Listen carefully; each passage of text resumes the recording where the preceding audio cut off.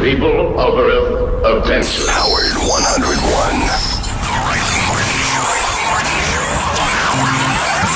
Call 888 Stern 101 and make contact from the world above, from the world beyond.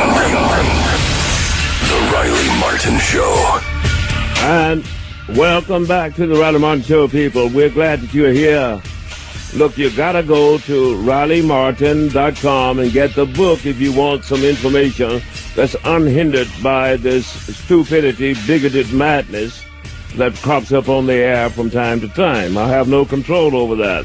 Go to RileyMartin.com, get the book, and the symbols, get your symbol now. You understand? Be on the safe side. Also, to get the original copy of the Riley Martin book, The Coming of 10, go to thecomingoften.com.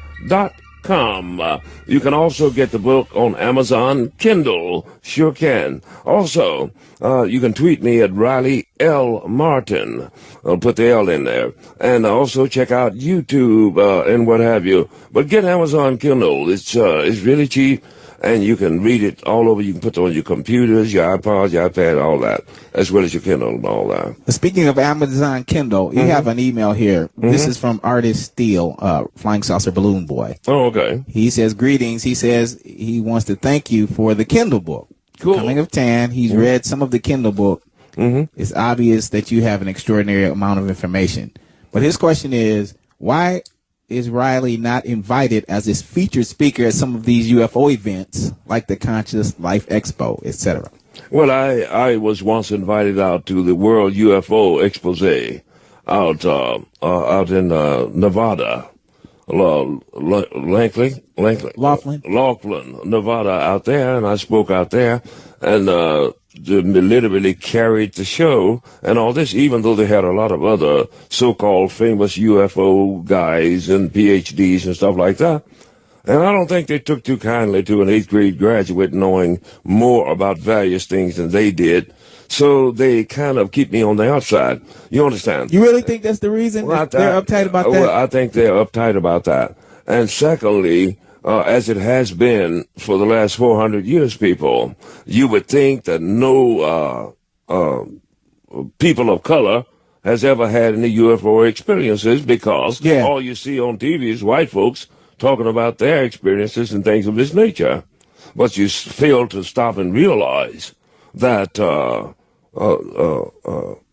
Lot, Ezekiel, Noah, Daniel, various people like that back in history, the ancient Egyptians and all that, they were not Europeans, people, from which you first start getting this information and all that. The Europeans did not build the pyramids and things like that. So obviously we play an integral part in this thing, though you would not know it from what you see on TV. What you get is a bunch of half-truths, and for those who know it won't tell you, and others will lead you astray and things of this nature. But if you want to, go to RileyMartin.com, get the book, and you'll get some real information for a change. You see what I mean? Thanks for that email, Flying Saucer Balloon Boy. You have something, Matthew? Yeah, speaking of the pyramids, I got a tweet here from Bob Frazier, Jesse James 375. He says, Riley, I believe that the Great Pyramid of Giza was built by the Watchers, supervised by Enoch. Do you have any info about this? Yeah. Well, actually, they were, they serve a purpose as, say, a buoy in an ocean or something of that nature. They are benign batteries that actually gives off pulses out into space, wherein you can hone in on this planet from light years out and things like that. And yes, they use the technology that we have not rediscovered in order to build them, and what have you. And other installations around the equatorial area of the world has also Tiwanaku and places like that were also built by technologies that came from out of space and all that, just like the face on Mars and things like this. So yes, they are different, and they tie into that. Enoch was taken up and taught and got a line of thought, as well as certain laws by which ultimately resulted in our religions and things of that nature. Yes. Did they ever show you any footage of Enoch when you were up there? No, they did not. They showed me footage of various different times in history. Back during the time I saw Alexander, and when he met Darius on the plains of Atasha and all that, and I saw him face up, I mean, as far as seeing his visage and things like this, as well as we popped into a city called Jerusalem about 2,000 years ago and saw some goings on there and various other things down through history. But I was not so well versed as to ask for specific characters from history and all that. I was young. Yeah. I'm presuming you saw all of this stuff in high definition. Definitely. Or was it definitely. hologram? Yeah, hologram, but you could smell the blood and the sweat, hear the screams. Yeah. All right. Back to the calls then. Here's Mr. Henry in Kentucky. Hello, Mr. Henry in Kentucky. That's Mr. Haney in Hooterville. Mr. Henny. Okay, all right. Mr. Henny. Hey, last week I called in and you explained that you couldn't just arbitrarily go back into space, so you have to wait for them to come and get everybody. And that would explain why that you kowtow and step and fetch it and Bojangle for Master Stern. For who? Master Howard Stern. Oh, now, I don't bite my tongue with Stern or any other living human being and what have you. You understand?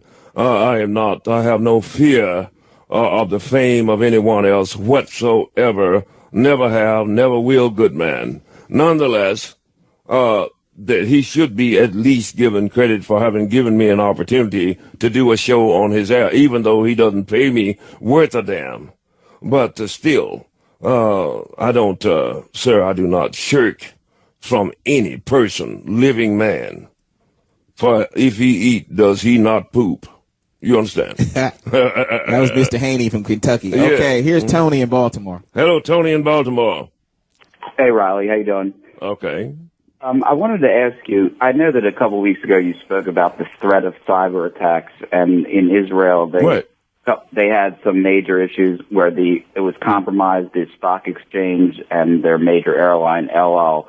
Would the Biavians intercede if they felt that on Earth it was something that would be catastrophic, as far as what the repercussions? Well, no, the only way I think that they would intercede from a physiological level, if there would be a cosmic threat, and there will be sometime this year from outer space or something like that. But they have even though they know it's going on, they have they cannot step in and literally alter the course of man's endeavors toward himself. They won't even stop us from killing each other off, or what have you, if that we have chosen that destiny. Why? Because we have the intellect, the creativity, and the ability, and the common sense to not do that to one another. But if we choose to do it, then we will go the way of the dinosaur and others that have gone that way back down through history.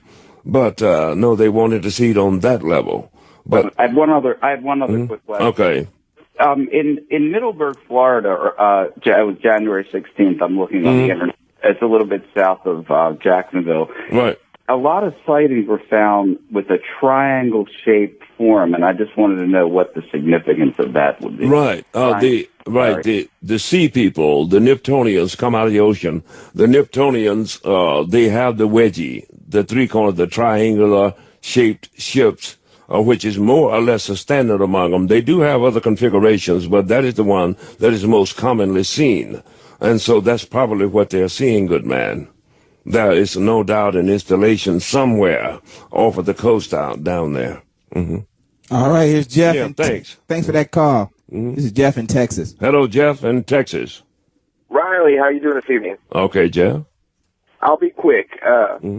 I've talked to you before on the phone, and I work around geologists a lot. Right. I did a job where we pulled up a sample from about 15,000 foot, and in the sample we saw what basically was a tiny human hand. Mm-hmm. It wasn't an infant because the growth plates were completely grown. There was no break in that growth plate, so we know it wasn't a baby. And I wondered if you had any input on this. Right. Now, that's why you got to get the book. In the book, it speaks of several groups of outer world beings that were here from millions of years back. One is called the Nilits, and they were little bitty people, perhaps 12, 14, 16 inches tall, period.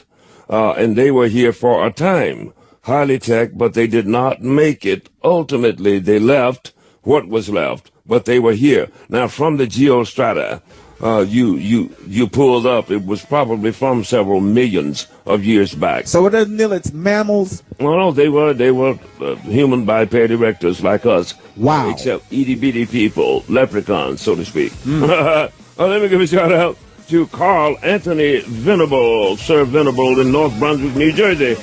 Beth Bloink in a bus. Dan Solomon in Warren, New Jersey. Jeffrey Ben of Marthasville, Maryland. He's Fish Farms.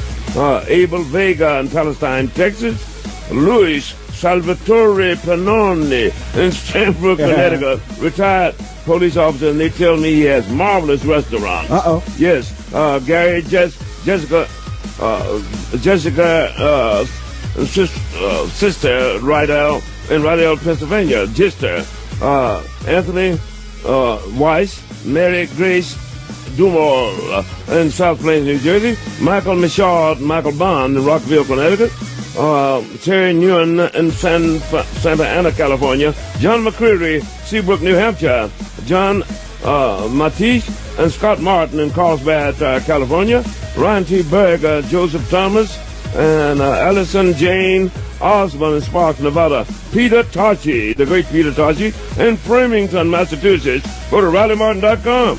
Get your books and symbols. TheComingOf10.com. Yes, Amazon, Kindle. Tweet me at Riley L. Martin. Check me out on YouTube.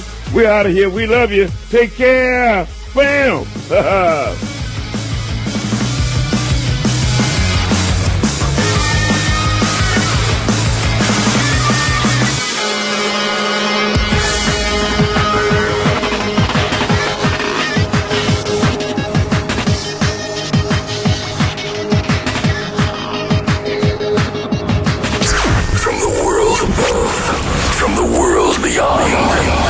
Riley Martin.